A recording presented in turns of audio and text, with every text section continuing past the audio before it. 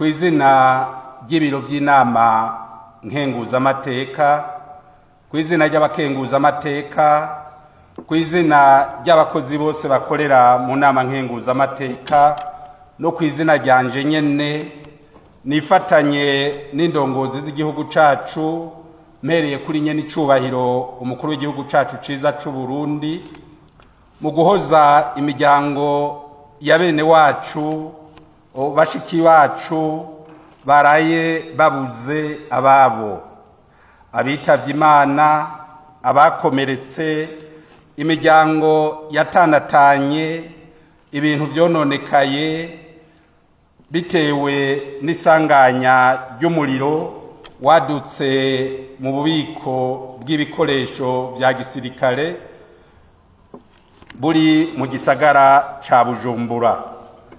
Ndabasabe mu nkundire twibuke abo bene wacu baraye bitavye Imana, ndabasabe duhaguruka umunota umwe kugira tubibuke. Imana ibahe uburuhukiro bwiza.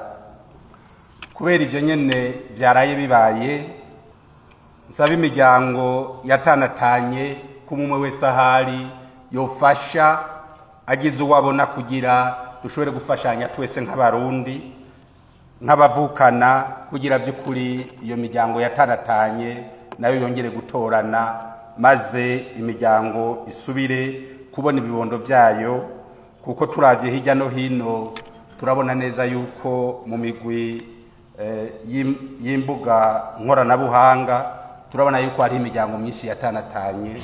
Dusabe rero uwari we wese abigire mwakigoro, ubona uwatanatanye n'uwiwe ashobore kumushikiriza inzego zibijejwe kugira vy'ukuri abatanatanye bongere basubire hamwe kugira imiryango yongere isubize umutima hamwe.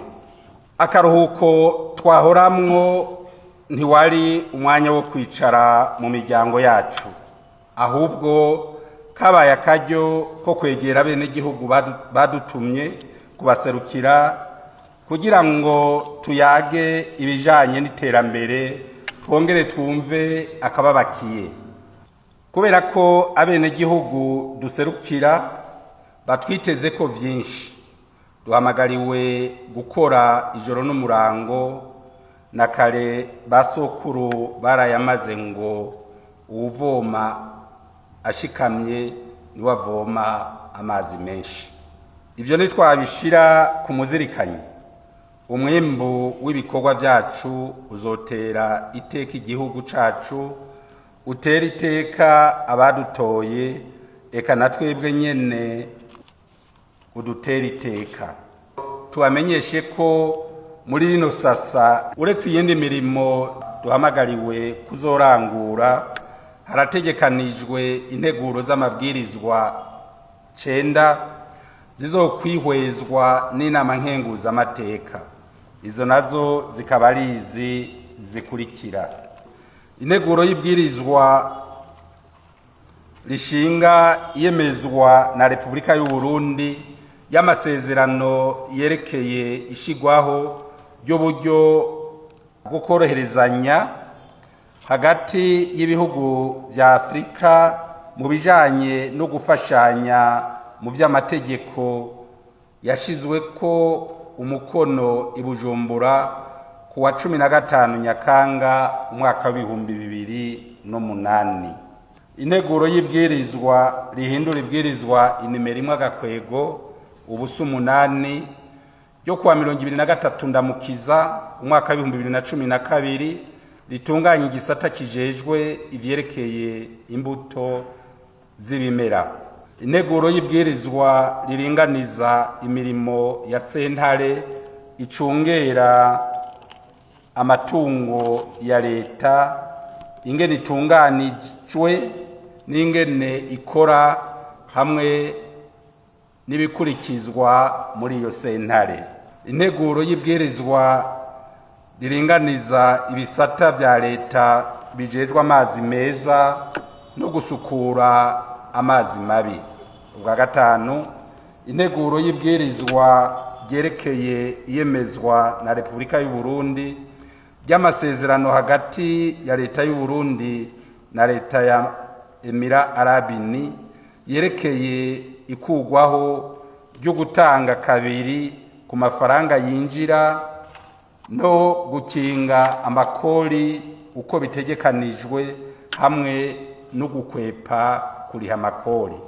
Integuro y'ibwirizwa ryerekeye iyemezwa na Repubulika y'u Burundi ry'amasezerano yo guteza imbere no gukingiranira ku vy'imitahe hagati ya leta ya Repubulika y'u Burundi na leta ya Emira Arabini.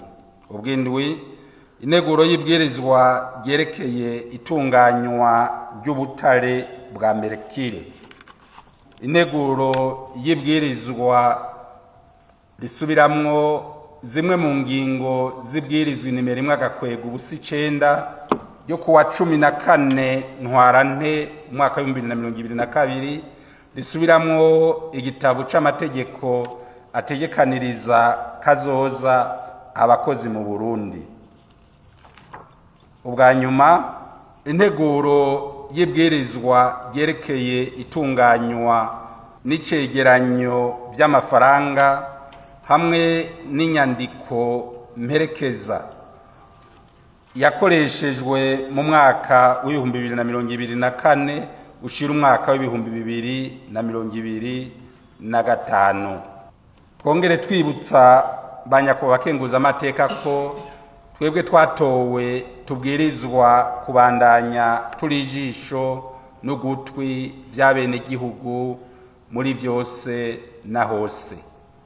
Duhamagariwe rero kuba akarorero keza mu kwitaba ibikorwa by'iterambere rusangi bitunganywa mu ntara n'amakomine twatowemwo, kuba akarorero mu kwitwararika indero y'abana bacu, twame tuzirikana ko akazi kacu atari ukwemeza integuro z'amabwirizwa byonyene, ahubwo ko dufise umwitwarariko w'ineza y'abenegihugu bose.